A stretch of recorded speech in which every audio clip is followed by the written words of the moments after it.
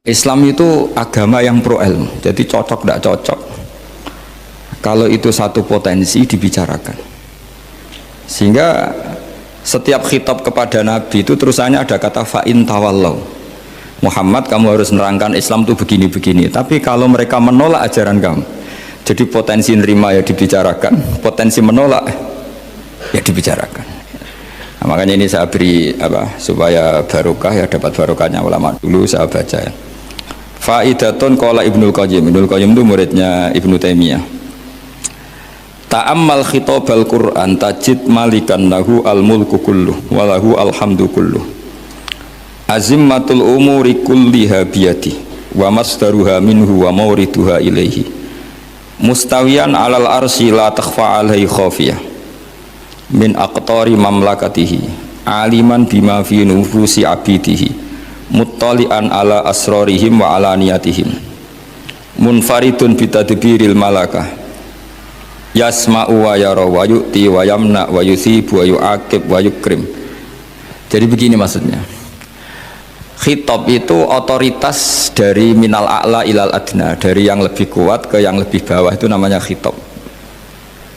Kemudian harusnya kita semua sebagai manusia itu sebenarnya orang yang tidak sah memberi khitab, memberi perintah.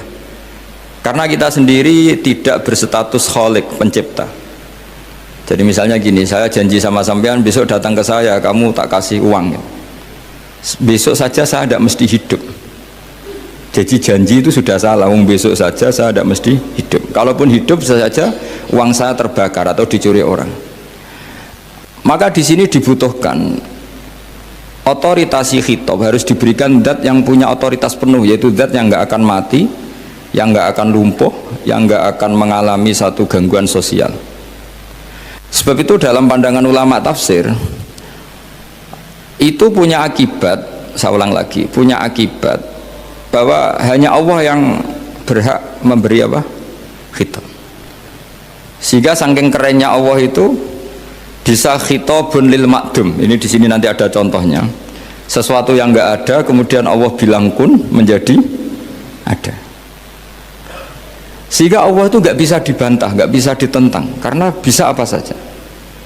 Karena asbabul qudrah adalah al-khalqu. Kalau dalam ilmu tafsir, kalau sampean dalam ilmu manusia kan gini, sebabnya melihat itu mata. Kalau dalam ilmu tafsir enggak, yang bisa menjadikan Anda melihat itu menciptakan. Saya ulang lagi ya, jadi kalau dalam ilmu tafsir, asbabur ru'yah itu al-khalqu, bukan al-basar. Kalau kamu melihat karena mata, berarti setelah jauh tidak bisa melihat, atau setelah tertutupi tidak bisa melihat. Tapi kalau kamu mengetahuinya karena menciptakan, maka kapan saja bisa melihat. Misalnya gini, saya punya emas 1 gram, kecil sekali 1 gram, saya tanam di dalam Monas, kedalamannya 1 meter. Mbok saya sudah di Jogja, saya tetap tahu bahwa di Monas kedalaman 1 meter ada emas 1 gram. Kenapa? Karena saya yang menciptakan, yang mengatur itu semua. Sehingga setelah saya di Jogja, setelah saya di mana-mana tahu bahwa di Monas itu ada emas 1 gram dalam kedalaman 1 meter. Sehingga Allah ketika mengatakan saya ini zat yang super tahu, itu kata Allah gimana? Ala ya'lamu man khalaqo. Ala ya'lamu ana ta ora ngerti sapa man wong zat khalaqa kang gawe sapa man. Masa orang yang menciptakan kemudian tidak tahu? Jadi awal tahu itu karena menciptakan. Tapi kita ini sudah lama jadi bodoh karena kita tahunya pakai mata. Sehingga kita mengatakan bagaimana orang buta bisa tahu, wong dia buta. Kalau dia yang menciptakan tetap tahu. Tadi misalnya orang buta di kamar mandinya masang paku atau masang apa, dia tahu kalau di kamar mandi saya ada paku. Kenapa kok tahu? Karena yang masang saya. Nah, ini penting saya utarakan supaya nanti itu gampang analisis ayat-ayat berikutnya. Otoritas itu, otoritas khitab itu harus diciptakan dulu. Nah, baru setelah punya otoritas, saya ulang lagi, baru punya hak khitab. Nah sekarang enggak, para raja, para presiden, para dosen, para kiai itu sering melancarkan khitab, sementara dia enggak menguasai apa yang akan terjadi. Makanya Allah mengkritik kabura maktan indallahi antaqulu ma la tafalun. Itu salah besar ketika kamu seakan-akan memegang otoritas pada sesuatu yang sebenarnya kamu tuh tidak pernah melakukan, tidak pernah ikut menciptakan. Misalnya cong kowe nak nurut aku sebenarnya mesti uripmu kepenak. Otoritas itu dari siapa coba? Urip kepenak ya di luar wilayah kita, kehidupan besok juga di luar wilayah kita. Sampai kita kalau mau ke kuburan itu panduannya Nabi gimana kalau berdoa? Apa? Assalamualaikum daro qaumim mukminin wa inna insyaallahu bikum lahikun. Salam untuk kalian semua dan kita insya Allah suatu saat akan bertemu, insya Allah.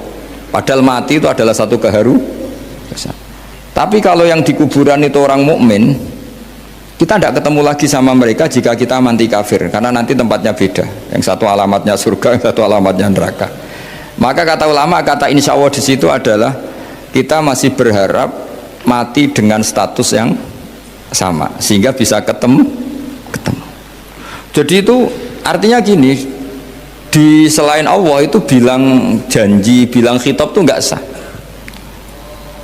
Dulu kan Nabi Muhammad SAW itu saking yakinnya setiap problem itu ada malaikat Jibril datang, saking yakinnya. Suatu saat ada orang Yahudi tanya, Muhammad kalau kamu Nabi betul, beritahu kami tentang Dzulqarnain, beritahu kami tentang Ruh, beritahu kami tentang Luqman Al-Hakim. Nabi karena reputasi hariannya dipandu Jibril bilang, ya sudah besok datang lagi ke sini tak jawab. Ternyata Jibril nggak datang, padahal semua ditunggu lama nggak datang sampai ratusan. Padahal yang tanya orang Yahudi yang sukanya bully Nabi, lama nggak datang. Lama-lama protes, Jibril ini gimana, saya dalam keadaan tertekan malah ada datang. Datang Jibril dengan tanda kutip nyalahkan, yaitu ada ayat wala taqulanna li syai'in inni fa'ilun dzalika ghadan illa ayasya. Jangan katakan besok bisa melakukan sesuatu tanpa mensandarkan itu semua kepada kekuasaannya Allah Subhanahu wa taala. Akhirnya semenjak itu Nabi mensyariatkan kalau kamu janji harus mengatakan insya Allah.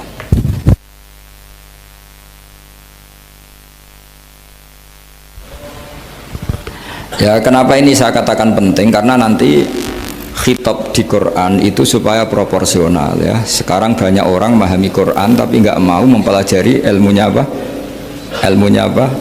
Quran. Termasuk ilmunya Quran tadi ya, ada 3 ingat ya. Khitabun lin nabi itu bisa saja khitabun li ummati.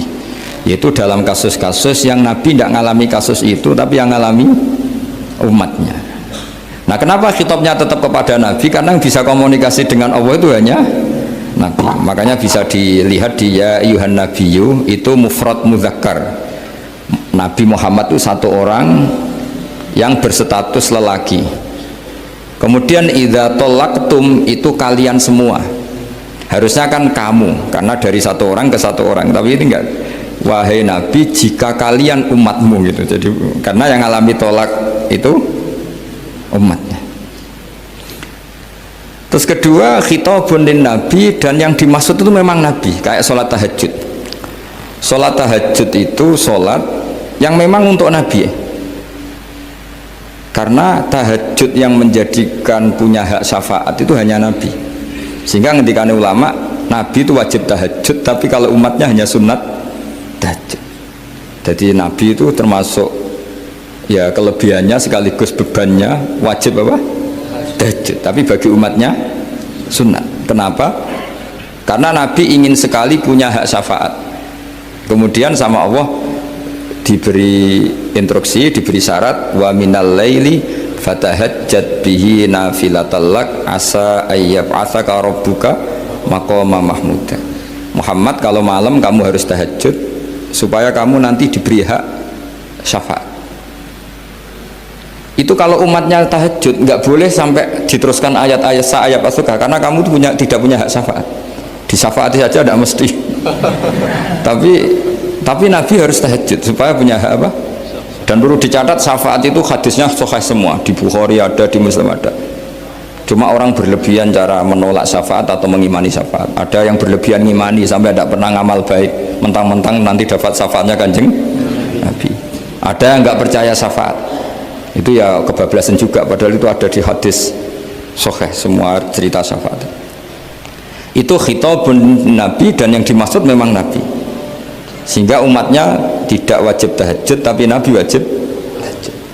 Terus ketiga, khitabun lin Nabi sekaligus khitabun li ummati, itu yang dimaksud di hadis Arba'in Nawawiyah, wa inna wa ta'ala amaral mursalin bima amaral bil mu'minin, atau dibalik amaral mu'minin bima amaral bil mursalin, dibolak-balik sama, yaitu para nabi ya dikhitabi memakan sesuatu yang thayyibat, para orang mukmin juga kena khitab memakan sesuatu yang apa?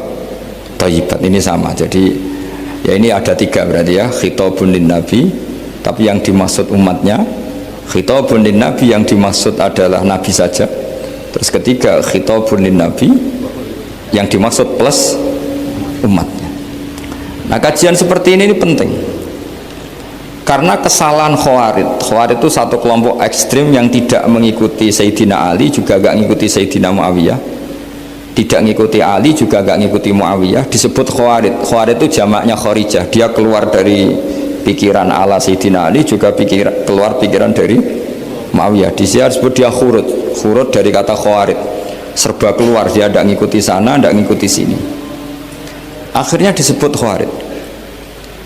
Nah, Khawarij itu orang yang berpikir sesuai kritik yang dilakukan Quran, tapi mereka lupa bahwa yang punya otoritas kritik itu Allah, karena yang kalau boleh sama-sama terganggu kerajaannya itu hanya Allah.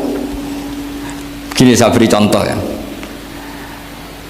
yang punya hak ketika sepeda motor saya kamu pakai, yang punya hak menentukan itu gasap apa pinjam itu saya apa orang lain? Saya.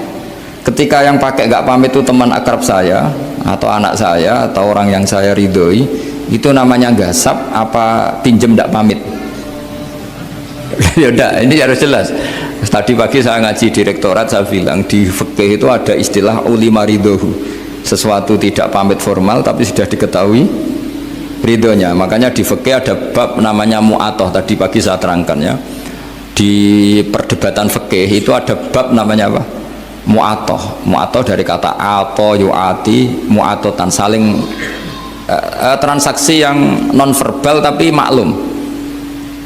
Ya seperti kalau kamu marung itu contohnya, kalau kamu marung di kantin terus makan gedang goreng, itu nyuri apa beli? Coba jawab saja. Kalau dikatakan beli kamu belum bayar, kalau dikatakan nyuri terang-terangan. Coba kalau mbak-mbak milih mana, itu nyuri apa beli?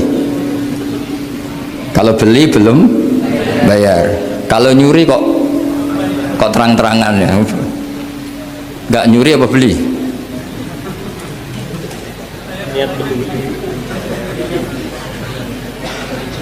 Jadi ada gedang goreng di warung, kamu datang langsung makan, ada kerupuk dimakan, ada telur asin dimakan, itu nyuri apa beli? Nah, itu kalau orang fikih dibabkan kitabul bai'il mu'atoh, akad beli lewat jalur mu'atoh.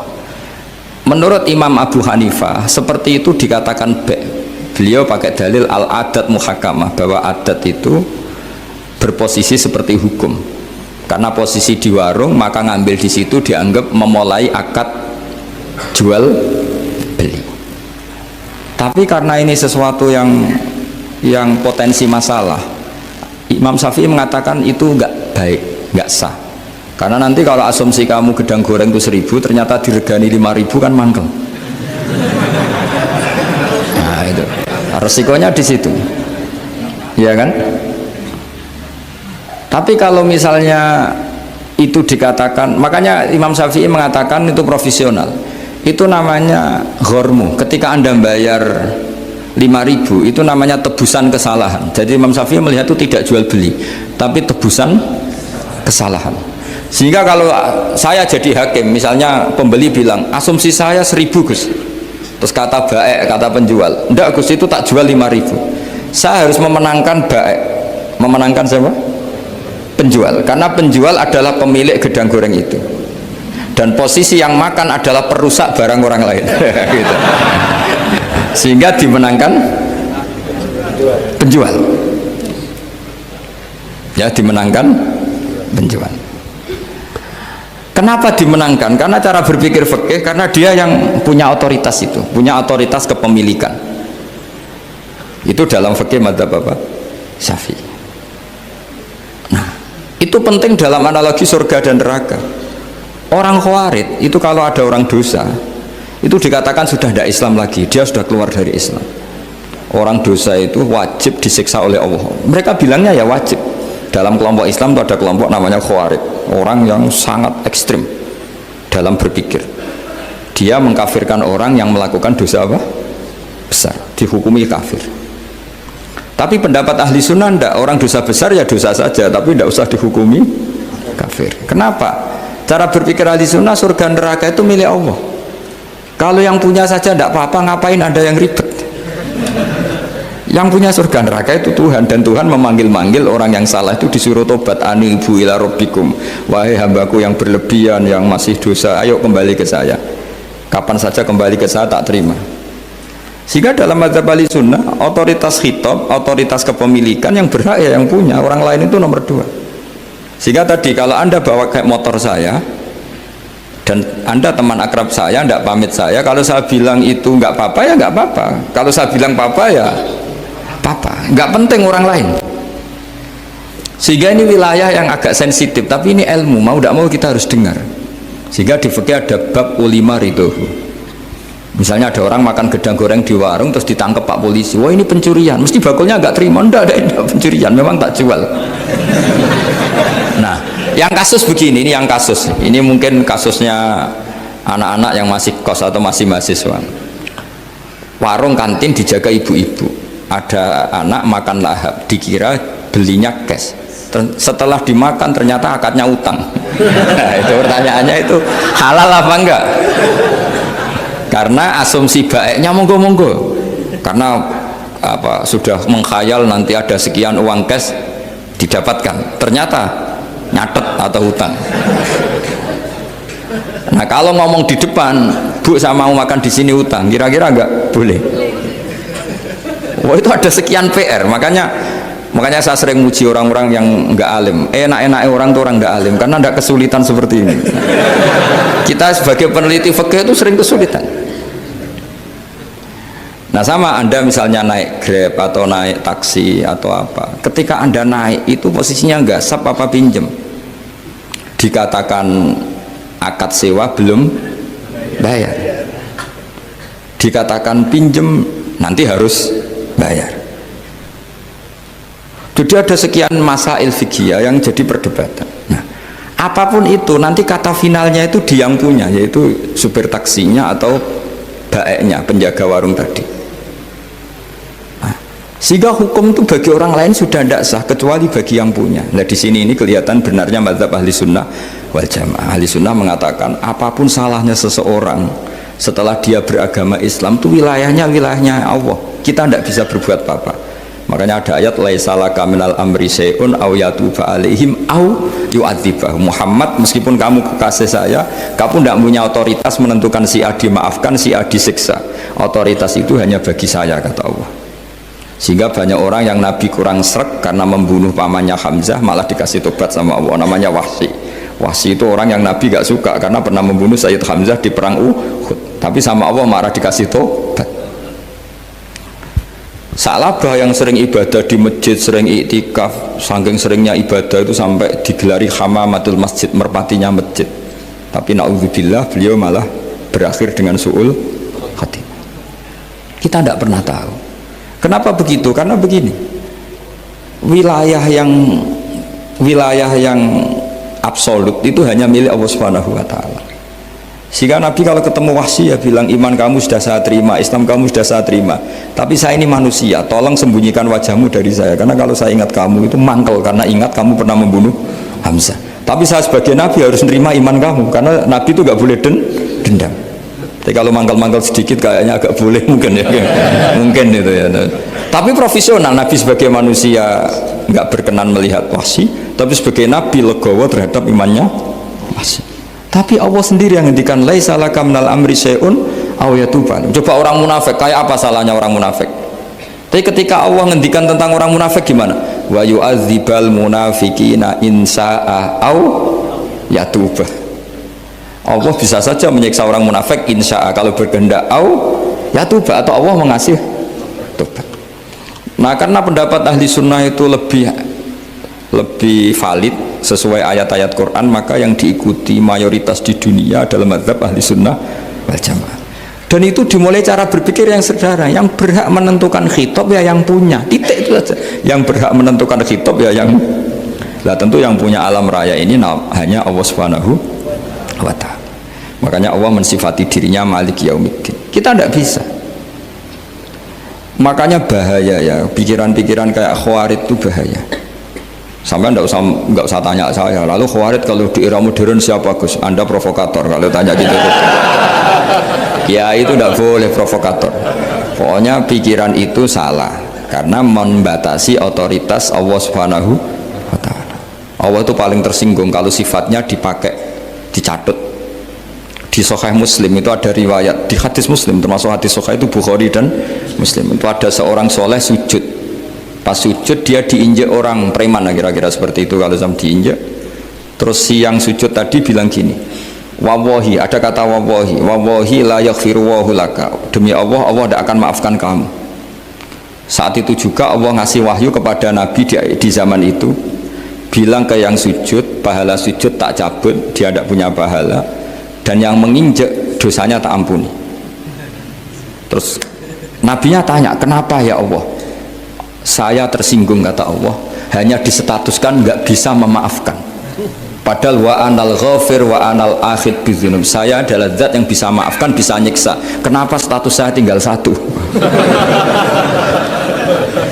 Allah kan bisa kan, walillahi mulkus samawati wal ardh yaghfiru liman yasha wa yu'adzibu man yasha. Tapi si yang sujud tadi menstatuskan Allah hanya satu, yaitu yu'adzib, menyik. Itu kata Allah, kok enak, saya ini Tuhan, bisa menyiksa, bisa mengampuni, kenapa status saya jadi satu? Kamu kan mesti gak terima.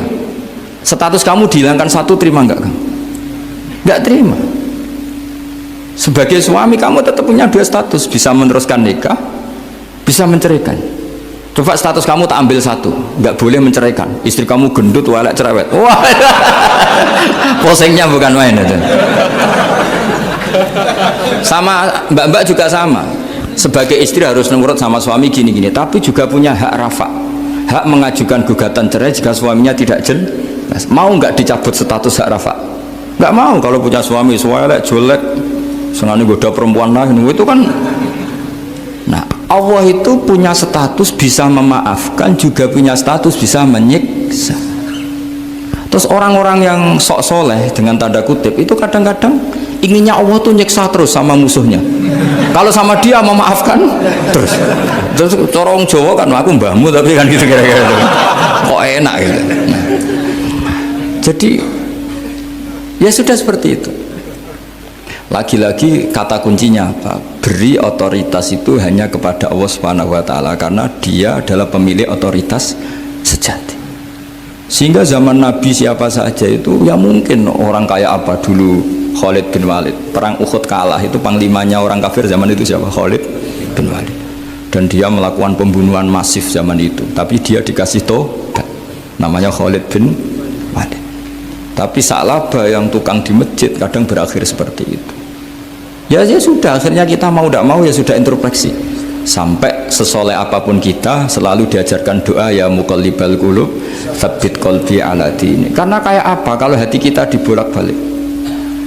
Karena cara berpikir tentang Islam dan tentang ateis atau tentang kekafiran itu mirip satu visi. Makanya hati-hati mahasiswa, karena senangnya berpikir sendiri. Ada ngelantur kemana-mana. Saya beri contoh. Sampai kalau sekarang masih miskin, berbahagialah. Karena miskin itu mudah jadi orang dermawan. Kalau orang sudah kaya itu ribet. Coba misalnya sampean jadi santri saya, tak contohkan. Biasanya santri kalau sama kiainya kan loyal. Kamu miskin punya ayam 2, tak minta 1 boleh enggak? Boleh, padahal itu 50%. Ya. Terus punya uang 100.000, tak minta 50.000, kira-kira boleh enggak? Boleh, padahal itu 50%. Tapi kalau kamu kaya, punya uang 1 miliar, tak minta 500 juta, boleh enggak kira-kira? Padahal itu berapa? 50%. Gampang mana dermanya orang kaya sama orang miskin untuk mengamal 50. Itu mahasiswa yang masih miskin-miskin, uangnya hanya 100.000, traktir temannya habis nggak masalah, padahal itu berarti 100%. Uangnya 50.000 diminta temannya dikasihkan semua, padahal itu aset satu-satunya. Nah, Sa'labah itu cara berpikir gitu sehingga Allah tersinggung. Saya beri contoh ya, Sa'labah itu singkat cerita kan kalau habis jamaah salam langsung lari pulang. Terus ditanya sama Nabi, kenapa kamu kesusu pulang gitu? Istri saya di rumah masih belum pakai baju karena gantian sama saya. Saking miskinnya tuh baju itu gantian. Sama nggak usah bayangkan, lalu di rumah telanjang kayak apa, berarti kamu porno. Kamu porno berarti, tidak boleh. Pokoknya ceritanya seperti itu, tidak usah lari, gantian pakai itu. Singkat cerita, ya Rasulullah, buat saya ini didoakan kaya. Sampai 3 kali Nabi bilang, bisa saja miskin itu lebih baik bagi kamu. Lama-lama sampai memaksa Nabi, akhirnya Nabi berdoa. Terus beliau kaya. Dan Sa'labah agak salah, dia nggak minta paket kaya barokah, tapi mintanya kaya saja, diturutin kaya. Pertama punya kambing di pegunungan ya, kalau di Arab itu kan kambing diletakkan di Jabalen, Mabinal Jabalen, di antara 2 lembah itu 40 sampai 80 sampai 4.000. Singkat cerita ketika 40 Nabi sudah memerintahkan sahabat diminta zakat. Berarti kalau 40 itu 1, kalau 80 kira-kira 2. Ya sudah gitu. Sebetulnya ketika 40 kalong 1 terkurangi 1 zakat itu kan ringan karena masih 39. Ya kayak tadi kamu punya uang 1 juta, jangan 1 juta, 500.000 sudah agak berat kamu. Tidak, gini saja, tak beri contoh betapa mudahnya dermawan bagi orang miskin. 1 juta itu kan zakatnya berapa? 25.000 ya. Rubul usyur kalau dalam bahasa Arab itu berapa? Kalau bahasa kampus kan berapa? 2%, 2,5 ya, 2,5. Itu bahasa keliru sebetulnya. Sama ikut saya saja. Saya itu berkali-kali saya pernah garap matematika, cepet-cepetan mbak pakar matematika itu mesti cepet saya. Karena saya ini agak bedui. Orang bedui itu cara berpikir itu lebih gampang. Jadi kalau orang Arab, tak ajarin matematika Arab ya, itu nggak ada porogapit. Jadi begini cara berpikir orang Arab itu, berpikir bertahap. Ya kalau 2,5 itu kalau orang Arab bilang rubul usyur apa? Rubul usyur, 1/4 dari 1/10. Jadi kalau orang Arab berpikir bertahap. Jadi misalnya 1 juta, 1/10-nya berapa?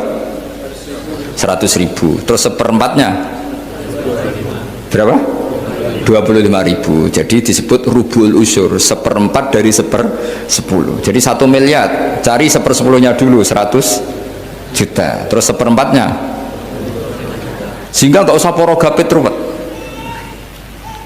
Jadi orang Arab kalau bilang 1/10 sama 1/20 itu tidak bisa, karena nanti dadak porogapit. Orang Arab bilang al usyur atau nisful usyur. Misalnya zakatnya apa itu zuruk, berarti 100, 1/10-nya berapa? 10. Terus orang Arab kalau misalnya pertanian kamu biayai zakatnya 1/20, orang Arab bilang bukan 1/20, nisful usyur. Berarti berapa? 100, usurnya 10, separuhnya 1/10, berarti 5. Lah 5 ini bahasa kamu apa?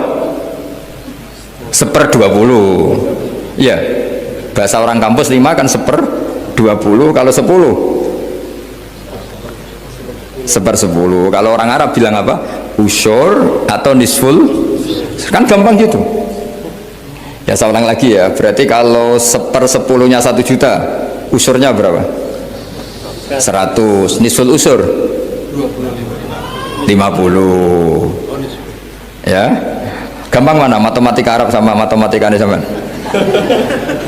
Daripada sama nggak porogaf betul pusing saya lihat itu.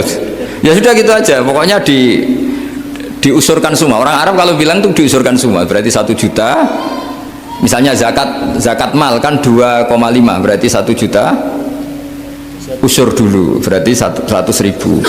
Lah zakatnya itu rubul usur, 1/4 dari 1/10. Ya di 1/10 dulu, berarti 100. Habis itu rubul usur, 1/4 dari 1/10, berarti ya, jadi gampang saja, 1 juta tulis saja langsung 100.000 usur, terus 1/4-nya 25. Gampang mana? gampang lagi pakai kalkulator.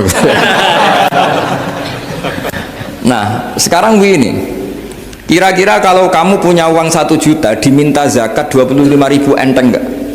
Enteng. Biasa kan kita punya uang 1 juta naktir teman sampai habis 100.000 200 enteng. Tapi kalau sudah 10 juta 10 juta berarti rubul usurnya berapa? 250. Kalau 1 miliar 25 juta. Wah itu sudah pikiran kamu kan bikin toko baru, bikin kantor baru. Nah kalau 100 miliar berapa? 200. Nah sak labah ini ketika dimintai zakat ketika 40 enggak, masih kambing 40 enggak mau, 80 enggak mau, sampai hampir 4.000. Kalau 4.000 misalnya digawe rata-rata 51 aja, digawe bulat ya. Berapa sebenarnya? Per 1.000 kan 20 ya kan? Per 1.000 kambing kalau dipakai 50 saja per 1.000 kambing berapa? 20 kan? 20. Kalau 4.000 80. Kira-kira itu misalnya dipakai 50, apalagi itu 40 lebih banyak lagi. Akhirnya ngomentari sahabat yang disuruh Nabi ngambil zakat, wah ini tidak zakat, pemerasan. Karena jumlahnya sudah signifikan. Maka kalau kamu ingin dermawan sekarang itu bisa dermawan 50%. Itu punya 2 ayam kurus lagi. Diminta masjid untuk syukuran, mas bawa aja. Punya kambing kurus 2. Kata kamu hanya itu, ada panitia masjid minta sumbangan, kasih aja 1, sudah ngamal 50%. Tapi kalau punya sapi limusin 2 yang per 1 harganya 70 juta, kalau diminta 1 kan nilainya tetap 50%. Gampang mana orang miskin sama orang kaya ngamal? Orang miskin. Terus kedua hebatnya orang miskin itu kalau ngamal itu dramatis. Betul betul. Jadi makanya kenapa Nabi suka orang miskin. Loh, saya pernah ditanya, saya ini punya teman yang kaya raya, dia biasa ngamal 1 miliar 2 miliar, dia nggak terima sama fatwa saya, Gus kenapa Anda masih muji orang miskin, ngamalnya tuh banyak, saya sekali ngamal bisa 1 miliar setengah miliar, tapi kata saya ngamal kamu itu tidak dramatis, nggak seru kata saya. Terus dia tanya, kok bisa Gus? Dia orang kaya, paling ngamal 1 miliar untuk bangun masjid, 1 miliar, setengah miliar bangun pondok, setengah miliar. Tapi kalau orang miskin, misalnya tukang beca, orang miskin kan pasti kawannya orang miskin. Kan nggak mungkin orang miskin utang Abu Rizal Bakri, utang Yusuf Kala, kan nggak mungkin. Kenal saja ndak. Orang miskin kan utangnya sesama orang miskin. Itu pasti itu kan hukum sosial itu. Nah ternyata itu apa? Hari itu anaknya ndak makan, hari itu istrinya mau kelahiran. Utang sesama miskin, diutangi 50.000. Tapi uang ini dramatis, kalau hari itu nggak makan mati.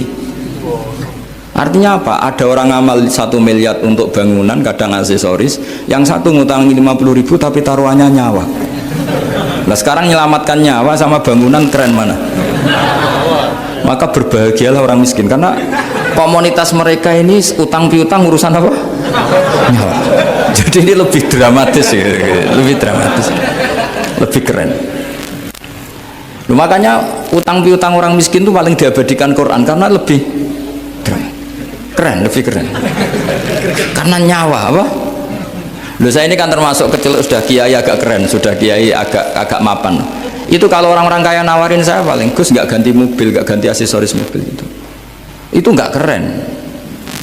Al-Nadikan tetap ngamal pun nggak keren. Tapi kalau orang miskin, saya sering kan dengar cerita mereka orang itu ngeri. Kayak cerita yang diabadikan Quran itu, wa yu'thiruna ala anfusihim walau kana bihim khassasah. Itu Nabi ngumumkan saya punya tamu tapi hari ini saya tidak bisa hormat tamu.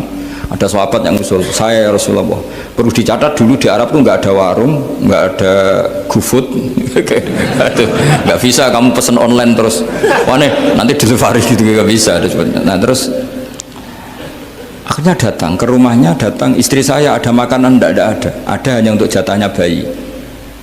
Terus ya sudah, bayinya kamu tidurkan supaya jatah itu dimakan tamunya Rasulullah. Tapi kan jatahnya orang satu, tamunya kan malu kalau nggak ada yang nemanin. Terus ya sudah, lampunya dimatiin, pura-pura kamu nemanin. Yang satu ya ada piring sama sendok pura-pura nemanin, yang satu makan betul. Itu diabadikan Quran. Karena apa? Dramatis gitu. Sehingga pagi-pagi dia datang ke Nabi, kamu punya amal apa? Sehingga tadi malam ada ayat wa yu'thiruna ala anfusihim wa law kana bihim khasasah. Mereka mengalahkan kepentingan dirinya sendiri meskipun punya kepentingan sendiri demi tamu tadi. Terus cerita dia, kita tamu tadi malam ya Rasulullah, yang saya sanggup menghormatnya, saya tidak punya apa-apa, hanya jatah bayi. Itu aja dramatis, bayinya ditidurin dulu. Tapi tidak disuntik ganja, tidak ditidurin. Ditidurin biasa nanti kan. Ditidurin biasa, terus suami saya pura-pura nemani, lampu dimatikan. Nah mungkin tamunya saking laparnya gak penting mikir itu, yang penting makan aja. Jadi maka sebetulnya orang-orang miskin itu tidak usah hiru, wah itu orang kaya bisa ngamal masjid 1 miliar 2 miliar. Tetap ngamalnya ini sesuatu yang tidak mendesak. Tapi sesama orang miskin, kalau temannya minta tolong itu mesti dramatis. Istri mau kelahiran, kematian, kelaparan, pokoknya yang diselamatkan itu seru semua. Artinya gini ya, kalau miskin ya nikmati saja, itu ada peluang untuk menyalip pahalanya orang-orang. Tapi yang kaya ya tetap kaya. Kalau semuanya miskin, nanti yang miskin kerja di mana kalau semuanya miskin?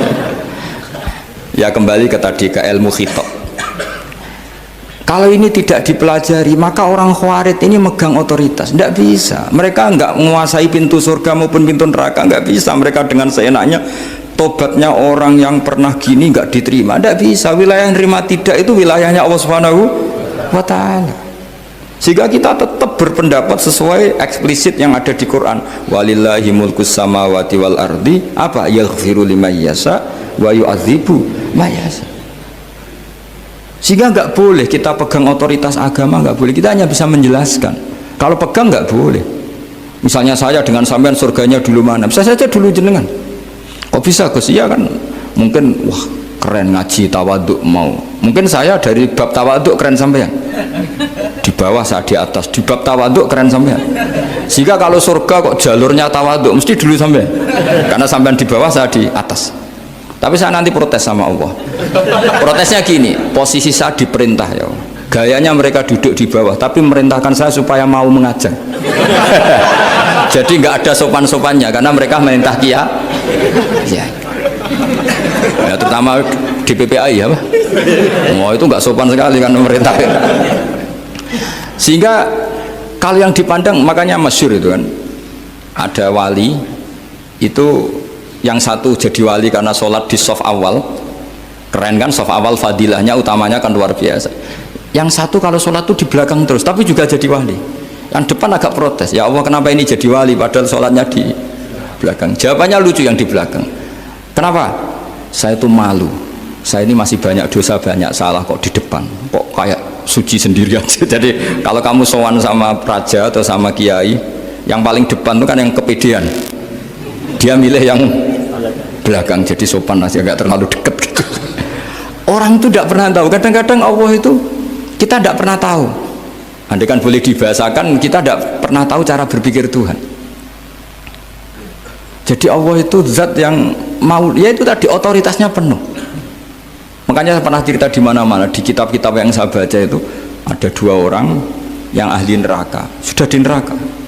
Ini sekaligus ijazah, saya ulang lagi sekaligus ijazah, bisa dipraktekkan nanti itu. Setelah itu 2 orang ini dipanggil ke surga sama Allah.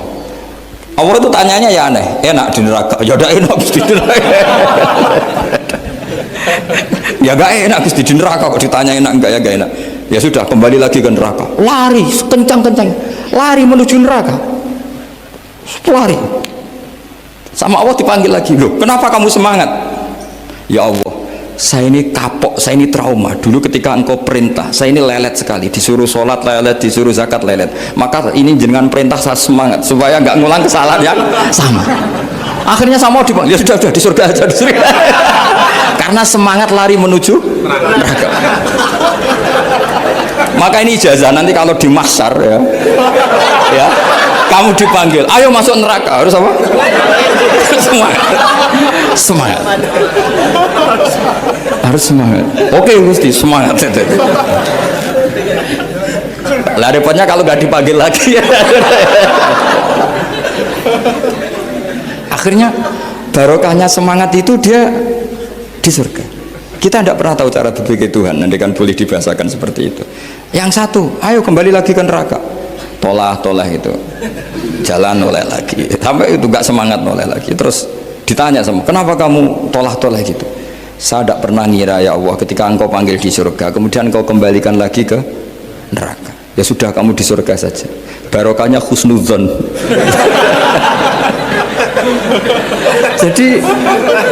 jadi Tuhan itu unik. Makanya dalam tradisi ulama itu ad-dinu ar-riwayah, agama itu riwayat. Sebagian diredaksikan inna hadzal ilma dinun fanzuru amman ta'khuduna dinakum. Agama ini, ilmu ini agama, maka lihat riwayatnya. Karena kita tidak pernah tahu cara berpikir Tuhan. Kita harus mengikuti riwayat yang diutarakan Rasulullah SAW. Karena kita tidak pernah tahu. Kayak tadi ada orang diinjek, kita mesti kan terprovokasi ingin bela yang sujud menyalahkan yang injek.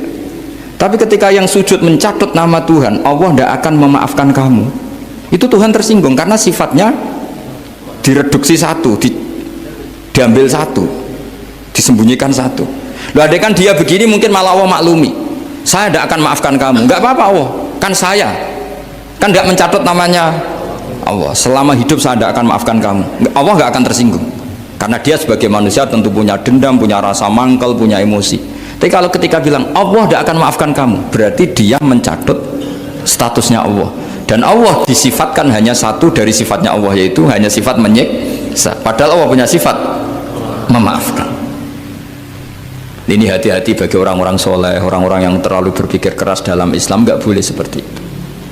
Masyhur itu kan, ada satu perkampungan yang sering secara masif terstruktural mau menghabisi Nabi, yaitu namanya kampung Usoyyah, Ro'lan sama Zakwan. 3 kampung ini sering koalisi mau menghabisi Nabi, sampai Nabi sering kunut nazilah, Allahumma an Ro'lan wa Zakwan wa Usoyyat asad Allah wa Rasulah.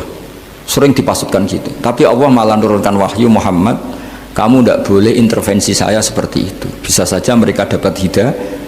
Semenjak itu Nabi meninggalkan kunut nazilah. Terus dan sebagian ulama mengatakan itu awal diturunkannya ayat laisalaka minal amri syai'un au yatuba alaihim au yu'adzibahum. Jadi ini sekali lagi-lagi ini bab khitab. Jadi ya seperti kita punya, makanya orang itu tetap donga ya muqallibal qulub sabit qalbi ala dini, karena otoritas itu bagi yang punya. Maka kata malik, kata pemilik itu kunci dalam ilmu tauhid atau ilmu tafsir atau ilmu apa saja. Misalnya gini, sampai saya punya rumah yang ruangan depan itu ruang tamu, tentu dapat perlakuan khusus, sering steril, sering bersih, bahkan dihias pakai bunga, pakai macam-macam. Ruangan tengah biasa, ruangan belakang buat buangan sampah, buat WC, buat macam-macam. Sah apa enggak? Sah. Kenapa? Karena saya pemiliknya. Apa? Karena saya. Tapi kira-kira yang sedang di ruang tamu, tanah yang sedang di ruang tamu yang dimanjakan juga nggak boleh kumo luhur. Bisa saja suatu saat saya rubah pikiran, rumah saya tak balik dari menghadap utara ke selatan, yang dulu WC jadi ruang tamu, yang ruang tamu jadi WC. Langsung perlakuannya rubah 180 apa derajat, 360 derajat. Nah itu yang di sini nih, kenapa orang soleh pun tetap takut sama Allah, karena Allah tuh yaf'alu ma yasha, bisa melakukan apa saja. Sehingga tradisinya ulama ketika zaman ini sudah rusak seperti ini, ulama-ulama tidak ada yang khawatir, karena Allah mensifati dirinya Al-Hadi sebagai zat penunjuk. Coba kita sudah nggak ditungguin nabi, nggak ditungguin wali, nggak ditungguin orang-orang soleh dulu, tapi agama itu ya jalan sampai sekarang. Ada orang ngaji, ada orang sholat, ada orang zakat. Andaikan agama itu diserahkan manusia, sudah kita tidak bisa mempertahankan agama ini di zaman seperti ini. Tapi karena Allah itu Al-Hadi, zat yang memberi petunjuk, dan sifat Allah Ta'ala pasti tata'atsaru bi khalqih, pasti ada akibatnya di makhluk. Seperti Allah mensifati dirinya Ar-Razzaq, yang memberi rizki. Buat zaman buyut-buyut perang dijajah Belanda ya tetap makan, ya tetap kawin. Kadang istrinya banyak, padahal zaman jajan Belanda. Kita nggak dijajah aja susah. Dulu itu babah kamu istrinya 1 atau 2, buyut-buyut kamu banyak yang 2, padahal miskin. Karena Allah mensifati dirinya Ar-Razzaq. Mbok keadaan kayak apa, orang tetap dapat Begitu juga Allah mensifati dirinya Al-Hadi. Bahwa keadaan dunia rusak kayak apa tetap ada yang dapat hidayah. Jadi kamu tidak usah khawatir terhadap agama ini karena Allah mensifati dirinya apa? Al-Hadi, zat yang memberi kayak apa Amerika, kayak apa Korea. Saya itu pernah di Korea, katanya negara ateis. Di sana TKI yang nyari uang, ternyata di sana itu bikin masjid. Coba kalau Allah menghendaki, di Korea ada masjid. Karena bikin masjid gak boleh, kalau nyewa boleh. Jadi Korea itu ada satu aturan kayak di Jepang, kayak di umumnya negara maju. Yang sudah fungsi sosial itu tetap sosial, gak boleh menambah yang baru. Jadi kalau dari gereja dibeli masjid boleh, tapi kalau tanah lapang dipakai masjid nggak boleh karena ngurangi tanah. Tapi kalau dari gereja jadi masjid boleh, dari bar untuk masjid boleh, dari pantai asuhan jadi masjid boleh. Pokoknya yang fungsi sosial. Saya pernah ngaji di masjid itu bawahnya bar, atasnya gereja, atasnya lagi masjid. Kadang ya balik masjid dulu, bar, baru gereja. Karena memang yang sudah kawasan sosial ya kawasan publik ya untuk publik. Kita tidak pernah mengira kalau di sana ada tauhid. Tapi Allah itu Al-Hadi, apa? Allah itu Al-Hadi.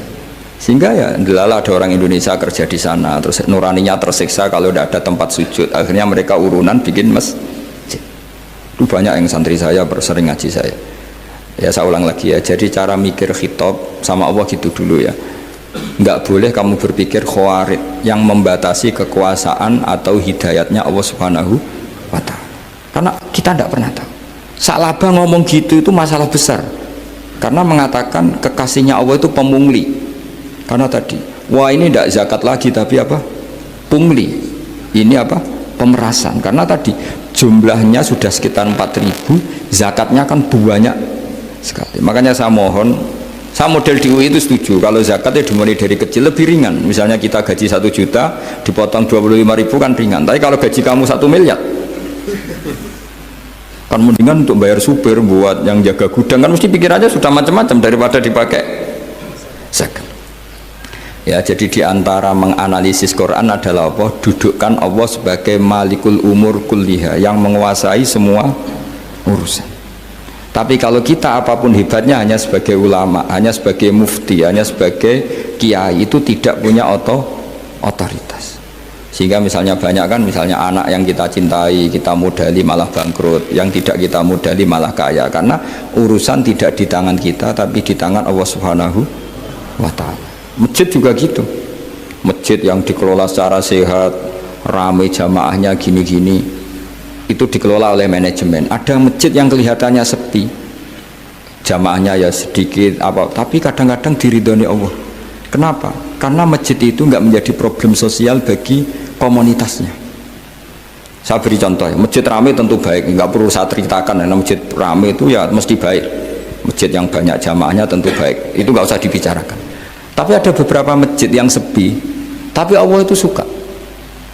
Kenapa? Karena lembaga agama itu nggak boleh mengganggu sistem sosial. Jadi kita tidak pernah tahu cara berpikir Nabi. Yaitu banyak kan sahabat habis sholat duhur ba'diyah di masjid, qobliyah di masjid. Apa kata Nabi?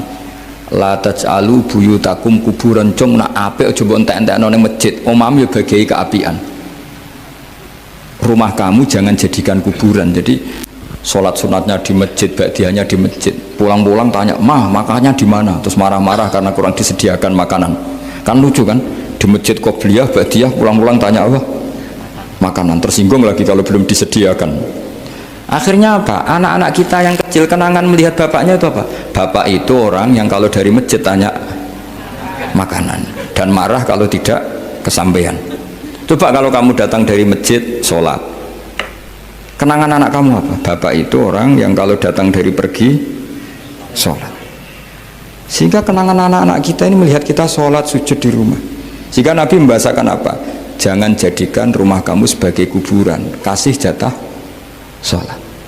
Sehingga ulama mengatakan jamaah itu paling baik itu di masjid untuk jamaah fardu. Untuk sholat sunat beberapa malah sebaiknya di rumah. Sehingga saya ini sebagai kiai ya sering bingung. Bingungnya kadang ada orang terlalu overacting, ingin masjidnya ramai sehat, yang satu enggak. Saya ini sering dipamiti, ya saya akhirnya bingung. Bingungnya ya barokahnya ngalim itu bingung, kalau nggak ngalim malah nggak bingung. Karena ya sudah harus gini. Sampai tak beritahu ya. Nabi awal ngendikan itu ju'ilat lanal ardu kulluha masjidan. Semua tanah Allah itu hakikatnya masjid. Apalagi ini rumah kita. Anak kita biar menyaksikan saat kita sujud, saat kita baca Quran, saat kita ngaji.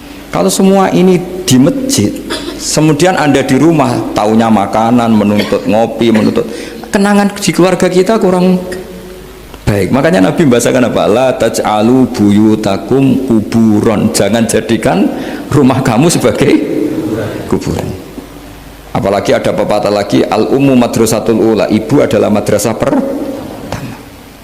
Coba kalau kita ngajarin Quran di rumah, ya tentu masjid ya tetap ada kegiatan, tapi jangan sampai mematikan rumah. Sehingga kita sebagai ulama itu ada masjid rame ya seneng, ada masjid setengah rame ya nggak apa-apa, asal efeknya menyebar ke masyarakat. Jadi ramenya masjid ya baik, tidak rame kalau yang rame ibadah di rumah-rumah juga baik. Maka dulu zaman Nabi Musa malah istilahnya waj'alu buyutakum qiblata wa aqimus sholat. Jadikan rumah kamu sebagai kiblat, sebagai tempat ibadah. Coba kenangannya Nabi kalau sholat malam itu di rumah apa di masjid? Di rumah, sehingga Aisyah punya kenangan sampai hatta waromat qodamau, sehingga tangannya, kakinya Nabi bengkak. Dan Nabi alami saja. Kamu kira Nabi sholat punya kayak anak-anak sekarang kan yang ada ruang sholat, ternyata hanya dipasang sajadah sama tasbih, nggak pernah dipakai. Kalau Nabi enggak, yang dipakai Sayyidah Aisyah itu ya tempat sholat. Sehingga kata Aisyah, Nabi itu sholat di tempat tidur saya. Kalau Nabi sedang berdiri, kakiku tak selonjorkan. Kalau Nabi sujud, kakiku tak ingkretkan. Ya di tempat Sayyidah Aisyah tidur itu Nabi sholat. Pas berdiri kan berdirinya Nabi lama, Aisyah selonjor. Pas Nabi mau sujud, kakinya diingkretkan. Segampang itu Nabi. Akhirnya apa? Kenangannya Aisyah sebagai istri itu doa-doa tahajud, doa-doa. Coba kalau Nabi tahajudnya di masjid, Sayyidah Aisyah tidak punya kenangan doa-doa apa? Sehingga kita harus ngikuti ngaji. Kalau nuruti teori ya sholat itu ibadah, sebaiknya kalau ibadah ya di tempat ibadah. Tidak seperti itu cara pandang. Kata Nabi, semua buminya Allah adalah saksi kita ketika ketemu Allah. Semakin saksi itu banyak, maka semakin baik. Maka kalau sholat sunat, kesunatannya itu pindah-pindah tempat. Tapi ya jangan terlalu habis di sini terus pakai mobil ke sana gitu. Iya, kalau pas di perempatan ada orang cantik nggak jadi diterusin nanti. Tapi ini sama saya cerita ya. Jadi di antara mengkaji Quran itu mengkaji cara Allah membuat khitab. Dan yang kunci semua adalah Allah adalah zat sing otoritatif, malikul umurikul dia, pengendali dari semua. Maka kalau nyifati Allah ya tetap yaghfiru liman yasha wa yu'adzibu mayasa. Jangan pernah mengambil otoritasnya Allah Subhanahu wa ta'ala. Sekian, assalamualaikum warahmatullahi wabarakatuh.